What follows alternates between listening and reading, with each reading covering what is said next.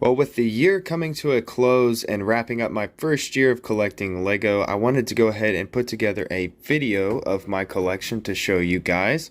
Things are looking pretty full and clean around here, so I figured it's a great time to go ahead and show you guys. I've got a bunch of stuff in backlog that I still haven't built. You can see the roller coaster back there.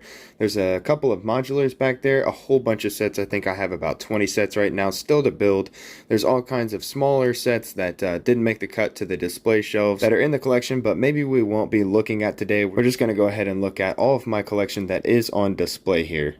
Starting on the left in my smaller shelving unit here, I have all 4 of the Deviant builds from the Eternal sets. This display shelf will probably get removed and replaced with something else. It was just here to advertise the Eternals while the movie was new and released. Down below that we have 12 of my brickheads. I do currently have 13, and I have about 6 or 7 more to build, so we're going to have to improve this area here. I do have some ideas to go ahead and improve that display stand there, as well as probably put some light in here, because as you can see, the Statue of Liberty is very dark back there and you can't really see. I do have a bunch more brickheads to add, like I said, so we're going to have to probably use another one of these shelves. It might end up being where the Deviants are, because down here we have the Blackbird. This is the X-Men ship. I do love this, and I love the minifigs that came with this set. The next shelving unit is where most of my Marvel stuff ends up. We do have some Looney Tunes minifigs there right now because I'm currently working on collecting the other 4 out of this CMF series. I do need to get those 4. There's a couple of my favorite ones in there.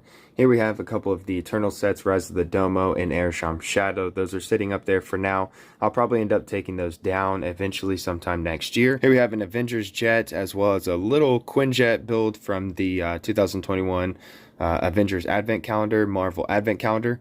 We have the Guardian ship from 2021, one of my favorite display pieces in my collection, as well as some Spider-Man stuff down there on the right to advertise No Way Home that just came out not too long ago. And then finally down below we do have the Marvel Helmets collection. Man, I sure hope that they improve on this and expand this.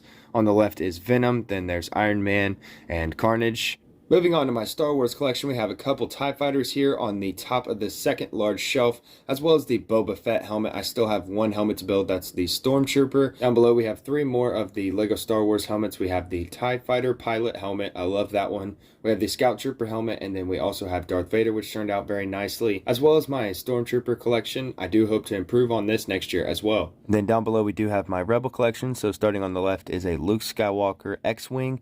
Then we have my collection of minifigs here, my Rebel minifigs. I got to improve on that next year.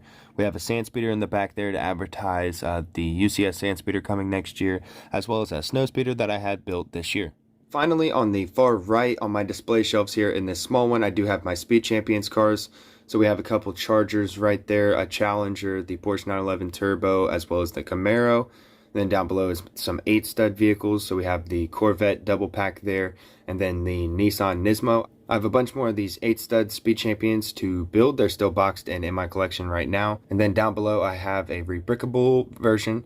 Then down below I have a rebrickable model of that Ferrari, as well as the Ferrari Ghost Rider's vehicle, and then the McLaren. Now that we've taken a look at all of my display pieces on the shelves, let's go ahead and take a look at the city. So we've done a ton of work this year. The city just looks fantastic in comparison to what it looked like last year. Here's a couple of pictures just to kind of show you guys. If you weren't here with us, the city was very small. We did some trial and error with different layouts and eventually came to a layout that we really enjoy. I'm not done with this layout yet because I still have some massive improvements, including the roller coaster that's going to go back here and probably change the whole layout of the amusement park, as well as maybe move that campground.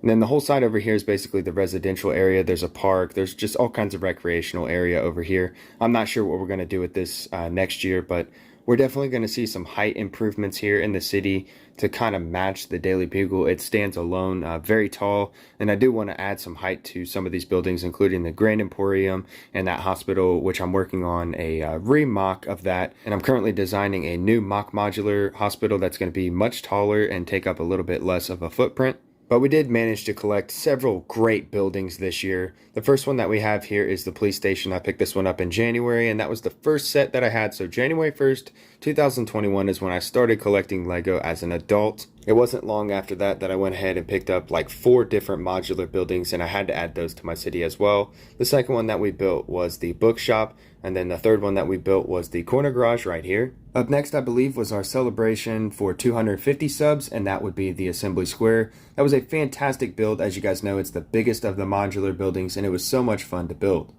I remember when I finally got to build the diner, I had it in my collection while I was building the other modulars, and finally got to build this one, and it was definitely my favorite. I loved the police station, but once I built this one, it was definitely my favorite in my collection.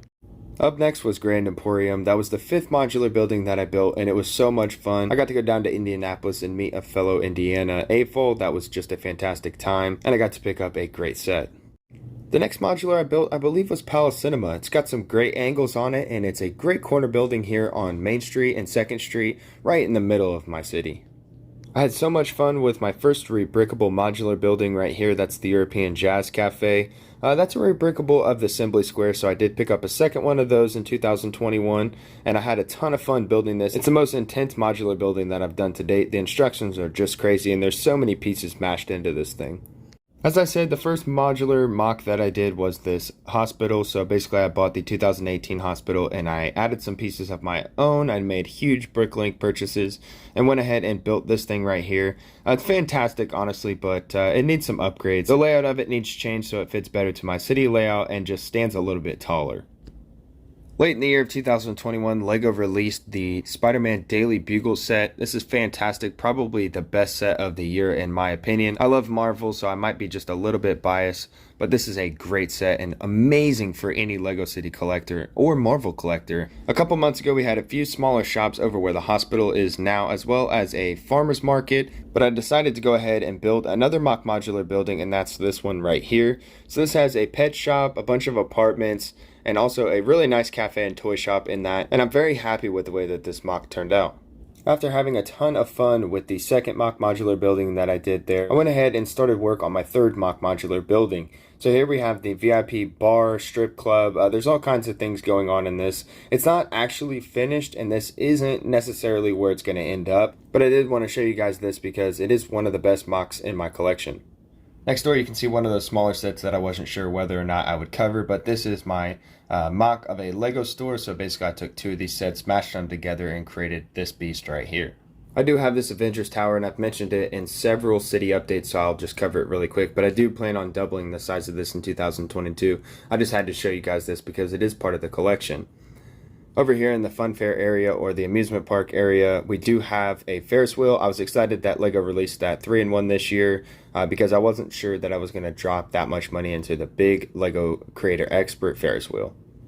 Other than the large modular buildings, there's a ton of LEGO sets in my collection. You can see so many cars down here, as well as just different, smaller Friends sets. Right here we have a park, Heart Lake City Park. There's some slides. Those are from different sets.